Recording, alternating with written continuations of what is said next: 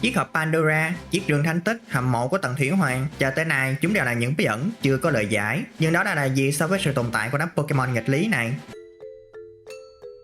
Ok, chào mừng mọi người đã đến với kênh Drapapedia. Rất vui khi gặp lại mọi người. Mình là Naito, thực tập sinh nghiên cứu về Pokemon. Và đây là cộng sự của mình, Rotom. Hôm nay mình xin gửi đến mọi người video nói về Pokemon nghịch lý cổ đại, những sinh vật mang hình dáng cùng những con khủng long hung bạo. Những thông tin sau đây là sự tổng hợp nên khó tránh thiếu sót. Rất mong sẽ được mọi người góp ý ở phần bình luận bên dưới. Đây cũng là lời mời gọi dành cho hơn 78% những bạn chưa đăng ký kênh. Hãy nhớ ta đăng ký để không bỏ lỡ những nội dung sắp tới. Không mất thêm thời gian nữa, chúng ta cùng xem video thôi nào.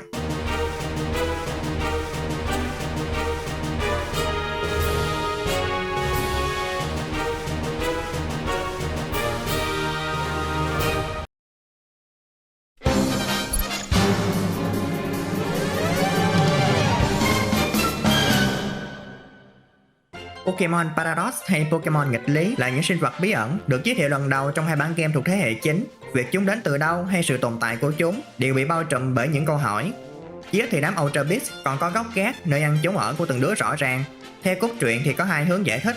Theo như AI của giáo sư Turo hay Sada, họ xác nhận những Pokemon nghịch lý là những Pokemon ở những dòng thời gian khác nhau thuộc cùng một thế giới Pokemon, và thông qua cỗ máy thời gian do hai vị giáo sư bản gốc chế tạo ra đã bắt chúng đến thời điểm hiện tại. Nếu vậy thì hơi lấn cấn ở chỗ, làm thế nào hai con Pokemon gắn lốp xe như thế này lại có mặt ở tận thời khủng long?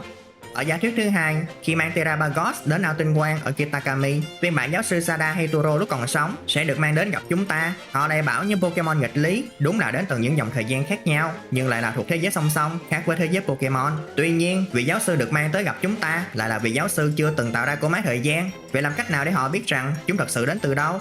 Dẫu vậy, chúng ta sẽ thấy giả thuyết đa vũ trụ có vẻ hợp lý hơn so với giả thuyết đặt những Pokemon nghịch lý này có cùng chung một thế giới với chúng ta. Lúc này, Pokemon nghịch lý sẽ có phần tương tự như Ultra Beast chứ không phải là những Pokemon hóa thạch. Chúng có thể là dạng tiến hóa đồng quy hoặc một dạng vùng miền chẳng hạn. Đó là mình còn chưa đề cập đến một sự kiện. Trước cả khi hai vị giáo sư tạo ra cỗ máy thời gian, thì một vài Pokemon nghịch lý đã từng xuất hiện tại vực Zero cách đây 200 năm. Vào thời điểm đó, lấy đâu ra cỗ máy thời gian để mang chúng đến nơi đó? Khả năng cao chúng đã được vận chuyển tới trước mặt đoàn thám hiểm thông qua sức mạnh của Terabagos đang ngủ say dưới lòng vực. Cách thức này cũng tương tự như cách mà nó mang hai vị giáo sư ở quá khứ đến gặp chúng ta. Nhiều đó thôi đã thấy đám Pokemon mới này mang đầy rẫy sự vô lý và mâu thuẫn.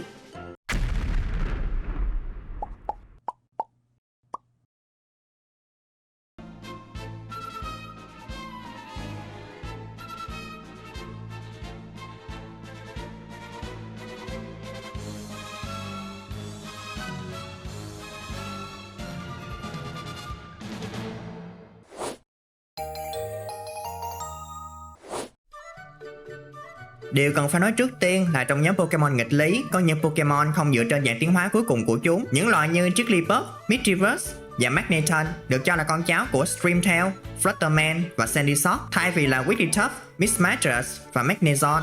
Đáng chú ý là cả ba Pokemon này nếu muốn tiến hóa sang hình thái cao cấp hơn thì đều cần tới đá tiến hóa. Mà những dạng tiến hóa bằng đá, mang vật phẩm hoặc đem đi trao đổi đều là những kiểu tiến hóa không thật sự tự nhiên cho lắm. Kiểu như chúng thúc đẩy quá trình tiến hóa diễn ra nhanh hơn. Theo mô tả của loài Onix trong bản Crystal, nó hấp thụ nhiều vật thể cứng khiến cơ thể trở nên rắn chắc hơn. Chính xác là đang nói về dạng tiến hóa của nó là Steelix.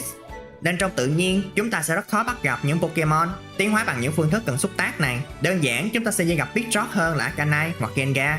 Có khả năng ở những chiều không gian khác không tồn tại những thứ như đá tiến hóa trao đổi hoặc đeo vật phẩm để tiến hóa. Nên những Pokemon như Jigglypuff, Magneton sẽ là hình thái tiến hóa cuối cùng, tương tự như bản game trước thế hệ 4. Magneton và Mischievous đâu có cấp tiến hóa nào khác cho tới khi chơi đá, và có thể chính những dạng nghịch lý mà chúng ta đang thấy là cấp tiến hóa cuối cùng của chúng ở chiều không gian khác, một cách tiến hóa tự nhiên, không bị yếu tố bên ngoài tác động. Dù vậy, sự tồn tại của chúng vẫn nằm ngoài lý luận thông thường. Một quả bóng bay, một khối 500 xuất hiện ở thời kỳ Jura.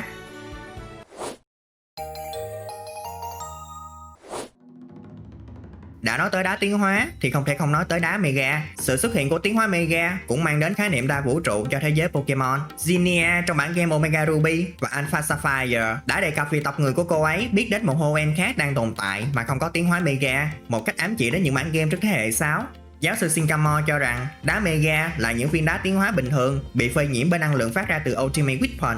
Và trong số các Pokemon nghịch lý cổ đại, chỉ có Rorinmoon là liên quan đến cơ chế tiến hóa này. Nếu nói Rorinmoon là tổ tiên của Salamence thì không hẳn, vì nó trông giống Mega Salamence hơn. Theo mô tả trong Pokédex, Rorinmoon có vẻ liên quan đến một hiện tượng xảy ra ở một vùng đất nào đó. Còn hiện tượng nào khác nữa ngoài tiến hóa Mega dẫn đến khả năng thế hệ 9 và thế hệ 6 có cùng chung một thế giới với nhau. Vậy thử đặt một giả thiết xem, nếu tiến hóa Mega không tồn tại ở chiều không gian khác thì có khả năng Rorinmoon sẽ là một dạng tiến hóa nhánh của Salamence. Có vẻ không cần phải tiến hóa Mega, bản tính hung bạo trong nó vẫn bộc phát mạnh mẽ, khiến cơ thể bị biến đổi, như cách mà Pokédex nói về Mega Salamence. Chắc có lẽ tại sống ở thời khủng long, xì chết quá không chừng. Điều này cũng không bất hợp lý lắm. Theo Pokédex bản Emerald, vì khao khát muốn được bay đã kích hoạt một đột biến bất ngờ trong các tế bào của Salamence, khiến nó mọc thêm cánh. Rorinmoon vẫn giữ được sự mâu thuẫn trong tạo hình của mình khi là một Pokemon mang hình dạng tương tự Mega, nhưng lại không phải do tác động của tiến hóa Mega.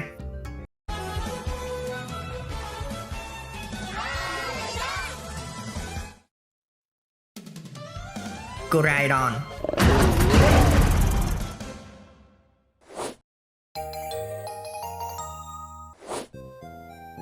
Loại tiếp theo mà chúng ta sẽ nói tới là Slitherwing, một trường hợp vô lý đến mức ngủ xong tỉnh dậy vẫn thấy vô lý. Slitherwing có nét tương đồng ngoại hình với Volcarona, một loài được ghi nhận trong những câu chuyện thần thoại của người dân Unova cổ đại. Tương tự như là Relican, Volcarona có thể đã tồn tại từ rất lâu mà không hề có sự thay đổi cấu trúc ngoại hình nào và vẫn còn sống cho tới nay. Còn Slitherwing được cho là hồi sinh từ hóa thạch của Volcarona. Người ta còn sống nhăn răng kiểu đó thì hồi sinh từ hóa thạch kiểu gì? Đó là chưa nói trong số những hóa thạch được phát hiện chẳng có cái nào dính tới con Mothra này cả. Đám Larvesta còn bò lổn nhổn ngoài kia cơ mà. Ngoài được dân Unova cổ đại tôn thờ, Volcarona còn được họ xây hẳn chỗ ở suốt 2.500 năm. Vậy rồi lấy cái mốc thời gian nào để cho Slitherwing chen chân vào làm tổ tiên của Volcarona?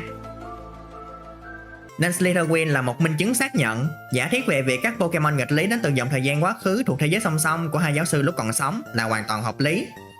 Ngoài Slitherwing vẫn có Brood Bonnet giúp củng cố giả thuyết đa vũ trụ. Thật sự có ai từng nghĩ tới việc Among Us sẽ trông như thế nào ở thời kỳ khủng long chưa? Nếu càng nghĩ chúng ta sẽ càng thấy Brood Bonnet đã truyền tải chính xác cái ý nghĩa của từ nghịch lý. Loài Among Us có hoa văn Pokemon trên cơ thể. Theo Pokédex, chúng dùng hoa văn này để dụ con mồi. Nhưng thử hỏi có con Pokemon nào lại đi hứng thú với những quả Pokemon chứ? Mà thậm chí đối tượng có là con người chăng nữa thì ai lại không biết nó là Among Us. Điều mình muốn nói ở đây là làm cách nào một con khủng long tiền sử lại có hoa văn Pokemon, một vật phẩm hiện đại. Đặt trường hợp với nhà Hisen Von Top sống ở Hisui cách đây vài trăm năm, thay vì nói chúng giống Pokemon thì nên nói chúng giống với quả Apricot hơn. Apricot cái gì cũng được. Nên không có lý do nào một con Pokemon thời tiền sử như Brood Bonnet lại có hoa văn của món đồ hơn chục triệu năm sau mới có. Hiện tại mô tả Pokédex của loài Fungus ở bản Scarlet có đề cập người sáng chế Pokemon hiện đại rất thích loài này dù chưa được xác nhận. Điều này còn làm dấy lên thêm giả thuyết cái nào xuất hiện trước, hoa văn của Fungus hay Pokemon. Qua đó Brood Bonnet là một sự mâu thuẫn vô lý biết đi khi nó là một Pokemon đậm chất cổ đại lại chịu ảnh hưởng từ thiết kế hiện đại.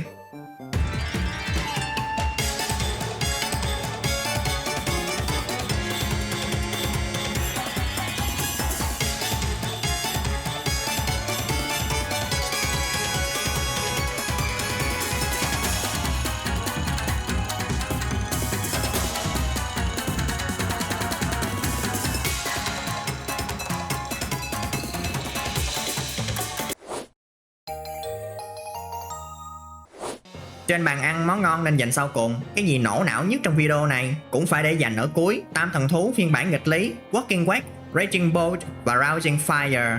So với dạng Pokemon ở trên, bộ ba này mới thật sự là khó hiểu nhất nếu đặt chúng ở cùng một thế giới.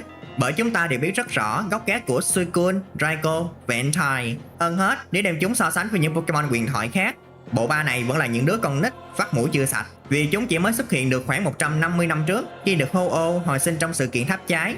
Nên sự tồn tại dạng quá khứ của bộ ba này là một sự phi logic nhất từ trước tới nay. Cũng có thể dùng cách lý giải là do truyền miệng nên có thể sai sót. Hay Ho-Oh cố tình hồi sinh chúng dựa vào hình dạng cổ xưa, nhưng làm thế nào để một con khủng long cổ dài lại hóa thành một con hổ đanh kiếm? Sự tồn tại của bộ ba quá khứ này là cực kỳ nực cười, vì chúng là những phiên bản của những Pokemon vốn dĩ không hề tồn tại trong quá khứ. Nên tóm lại, để giải thích cho bộ ba này chính là không có gì để giải thích cả. Chúng có đến từ quá khứ không? Có chứ, nhưng từ dòng thời gian song song chắc chắn rồi. Và đó là những gì mà chúng ta cần nên nhớ thôi. Vì dù sao chúng vẫn là Pokemon nghịch lý mà. Và đó là những thông tin về Pokemon nghịch lý quá khứ mà mình muốn gửi đến mọi người. Hy vọng là sẽ giúp mọi người có thêm những thông tin thú vị về nhóm sinh vật bí ẩn này. Nếu mọi người thấy video hữu ích thì cho mình xin một lượt like, share và đăng ký nha. Cảm ơn mọi người đã xem hết video. Và giờ thì hẹn gặp lần sau. Bye.